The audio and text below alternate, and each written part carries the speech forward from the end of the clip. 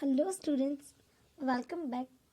In today's lecture, we will discuss about the immunity.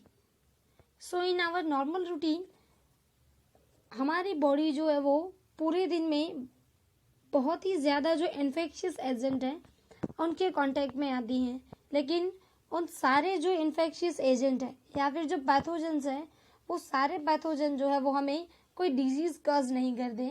उनमें से सिर्फ कुछ गिने चुने ही पैथोजेंस या फिर इन्फेक्शियस एजेंट होते हैं जो कि हमारी बॉडी में डिजीज़ कॉज करते हैं।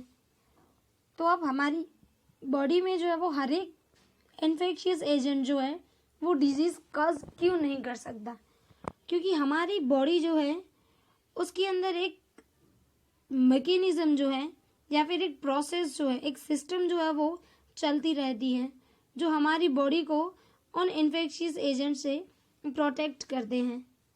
So mainly the ability of host to fight the disease causing organism conferred by the immune system, यानी कि हमारी बॉडी की इम्यूनिटी। तो हमारी जो पूरी बॉडी है वो पैथोजन से किस तरह से फाइट कर सकती है, तो वो जो पूरी सिस्टम है जो हमारी पैथोजेंस के अगेंस्ट फाइट करती है उसे हम बोलते हैं immunity. So mainly there is two type of immunity, one is innate immunity and second is acquired immunity. So firstly innate, that means the immunity which is present from the birth, यानी कि जब भी कोई individual का birth होता है तब उसके अंदर नेचुरली जो इम्यूनिटी यानी कि पैथोजेनिक ऑर्गेनिज्म जो है उनके अगेंस्ट फाइट करने की जो कैपेसिटी है या फिर जो सिस्टम है वो ऑलरेडी उसके बॉडी के अंदर प्रेजेंट होती है, तो उसे हम बोलते हैं इनेट immunity. And the second type is acquired immunity, यानी कि कोई पर्टिकुलर इंडिविजुअल जो है वो उसकी पूरी लाइफ जो है उस लाइफ में उस इम्यूनिटी को एक्वायर करता है, तो उसे हम बोलेंगे acquired immunity. So first we are going to discuss about the innate immunity. Now firstly, as I told you, the innate immunity is present at the birth and it is non-specific, यानी कि अलग अलग यानी कि different जो antigens हैं उसके against जो है वो डिफरेंट टाइप के मेथड जो है वो इंक्लूड नहीं होते। यहाँ पे इनेट इम्यूनिटी जो है वो हर एक एंटीजन या फिर हर एक जो इन्फेक्शियस और पैथोजेनिक एजेंट जो है उनसे सेम वे में ही डील करते हैं। So that's why it is known as non specific type of defence, because this immunity is our defence system which is present at the birth. तो ये जो इनेट इम्यूनिटी है उसमें कुछ बैरियर्स जो है वो इंक्लूडेड होते हैं जिसकी वजह से जो इन्फेक्शियस एजेंट है या फिर जो एंटीजन है वो हमारी बॉडी में एंटर ना हो सके, और अगर वो एंटर हो रहे हैं तो फिर भी हमारी बॉडी के अंदर जो है उसकी ग्रोथ ना हो सके। तो उसके लिए हमारी बॉडी में बहुत सारे बैरियर्स जो है वो बर्थ के टाइम से ही प्रेजेंट होते हैं जो कि हमारी बॉडी को ऐसे पैथोजेनिक ऑर्गेनिज्म से प्रोटेक्ट करते हैं। So mainly in innate immunity we include 4 different barriers. The first barrier is physical barrier, second is physiological barrier, third cellular barrier, and fourth is cytokinin barrier. So now we are going to study detail about this barrier. Now first is physical barrier. In physical barrier they include 2 barriers that are skin and the mucosal layer. So firstly we are discussing about the skin. तो skin जो है वो हमारी body का जो outer most layer है उसे हम स्किन बोलते हैं, और ये स्किन जो है वो it will act as a main barrier जो कि हमारी बॉडी में जो डिजीज कॉजिंग ऑर्गेनिज्म है या फिर पैथोजन है उनकी एंट्री जो है वो प्रिवेंट करता है। उसके अलावा स्किन का जो आउटर मोस्ट लेयर है जिसे हम स्ट्रेटम कॉर्नियम बोलते हैं वो नॉन लिविंग है, तो अगर माइक्रोब्स और जो पैथोजन है वो स्किन में आ भी जाते हैं, यानी कि स्किन की अपर सरफेस पे वो अगर स्टिक भी हो जाते हैं, तो भी ये स्ट्रेटम कॉर्नियम की वजह से माइक्रोब्स जो है वो वहाँ पे ग्रो नहीं कर सकते और उसमें से अंदर एंटर भी नहीं हो सकते. So in this way skin will act as a barrier to prevent the entry of pathogenic organism. Then उसके अलावा हमारी स्किन जो है उसकी पीएच जो है वो अराउंड 3 to 5 होती है, जिसकी वजह से जो माइक्रोब्स हैं उनकी डेथ हो जाती है. बिकॉज नॉर्मली पैथोजेंस जो है वो एसिडिक एनवायरनमेंट में सर्वाइव नहीं कर सकते. तो इस तरह से हमारी स्किन की जो एसिडिक पीएच है उसकी वजह से भी माइक्रोब्स जो हैं उन्हें हम प्रिवेंट कर सकते हैं. Then the second physical barrier is mucosal layer. So mucosal layer is mainly present in epithelium lining, यानी कि जो सबसे इनरमोस्ट लेयर होती है उसे हम बोलते हैं epithelium lining of respiratory, GI tract and the urogenital tract. तो ये म्यूकोजल लेयर जो है वो वहाँ पे प्रेजेंट होती है और इस म्यूकोजल लेयर में कंटिन्यूस जो है वो म्यूकस का सिक्रेशन होता है और इस म्यूकस में मेनली जो माइक्रोब्स है वो एंट्रैप हो जाते हैं. उसके अलावा ये सारे जो म्यूकोजल सेल है उसके पास जो है वो सीलियाई प्रेजेंट होती है, जिसकी वजह से माइक्रोब्स जो है वो उसमें एंट्रैप हो जाते हैं. और अगर माइक्रोब्स जो है वो इसमें एंट्रैप हो जाते हैं उसके बाद वो मूव नहीं कर सकते. तो इस तरह से ये जो म्यूकोजल लेयर है वो भी माइक्रोब्स को जो है वो आगे मूव नहीं होने देते. Now the second barrier that is cellular barrier, यानी कि जो हमारी बॉडी के सेल्स है, हमारे ब्लड सेल्स जो है मेनली वो एक बैरियर की तरह एक्ट करते हैं, जिसकी वजह से अगर कोई भी पैथोजन हमारी बॉडी में या फिर ब्लड तक पहुंच जाता है तो ये सारे सेल्स जो है वो उसे वहीं से रिमूव कर देते हैं. So in this mainly we include leukocyte cell of our body, that is PMNL, that is polymorphonuclear leukocyte, and the monocytes और natural killer cells. तो ये कुछ सेल्स है जो मेनली सेलुलर बैरियर की तरह एक्ट करते हैं. तो ये हम सारे जो सेल्स है WBC उसे हम दो टाइप में डिवाइड करते हैं. One is phagocytic cell. So mainly phagocytic cell जो है वो बाय दी फैगोसाइटोसिस एंटीजन या फिर जो पैथोजेनिक ऑर्गेनिज्म है उन्हें किल करते हैं. इसमें हम मेनली इंक्लूड करते हैं मोनोसाइट्स, मैक्रोफेज, न्यूट्रोफिल्स एक्सेट्रा.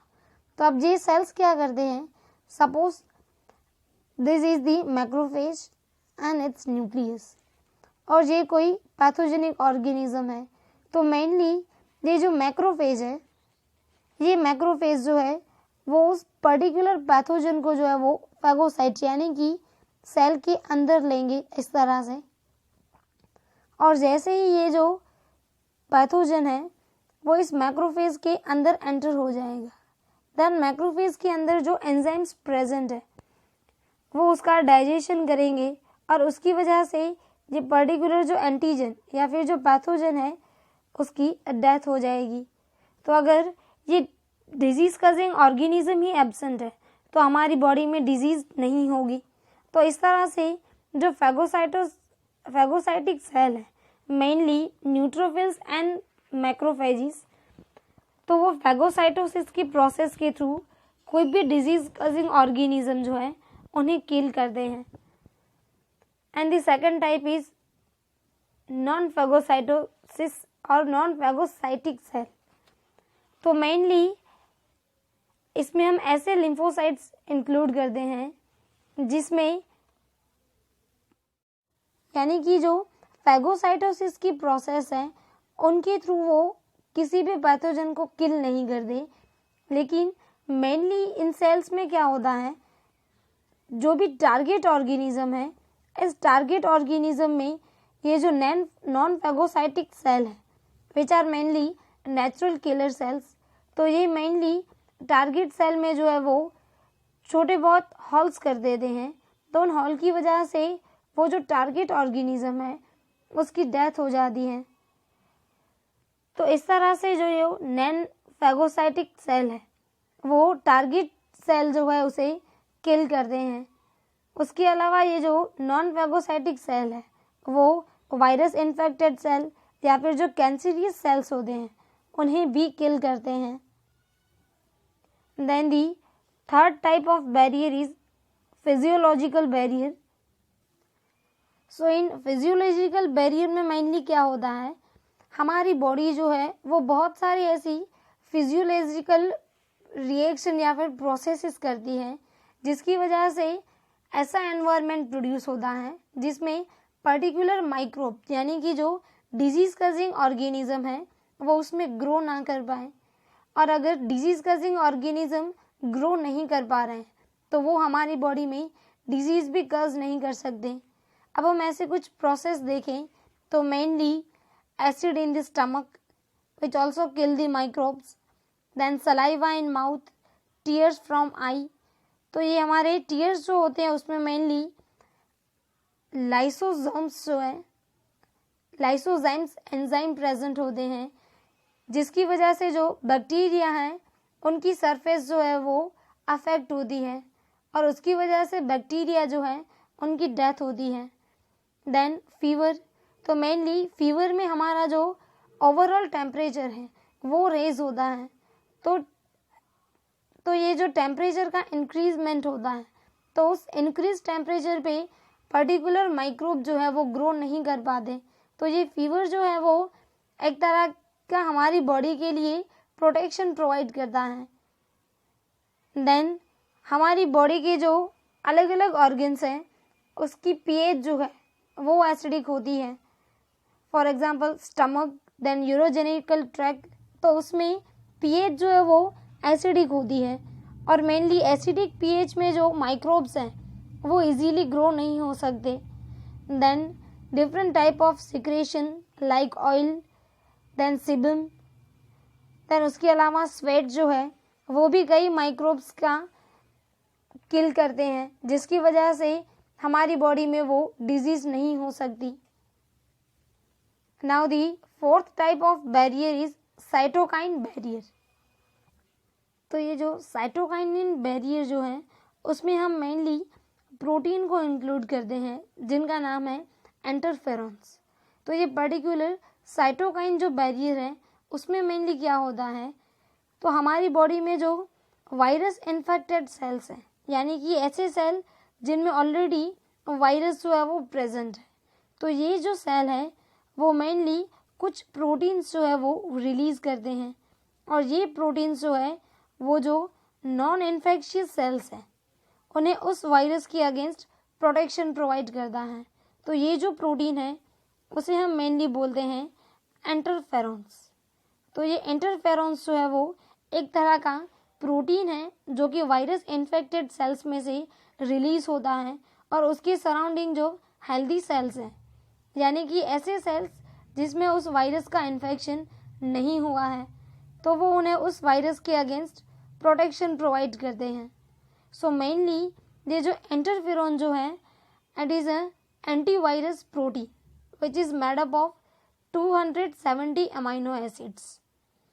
तो ये जो पर्टिकुलर इंटरफेरॉन प्रोड्यूस होता है वो हर एक वायरस के लिए स्पेसिफिक होता है यानी कि किसी ऑर्गेनिज्म या फिर किसी एक पर्टिकुलर स्पीसीज के जो वायरस है उनके लिए अगर इंटरफेरॉन्स प्रोड्यूस हुआ है तो वो सिर्फ उसी वायरस के अगेंस्ट जो है वो प्रोटेक्शन प्रोवाइड कर सकते हैं।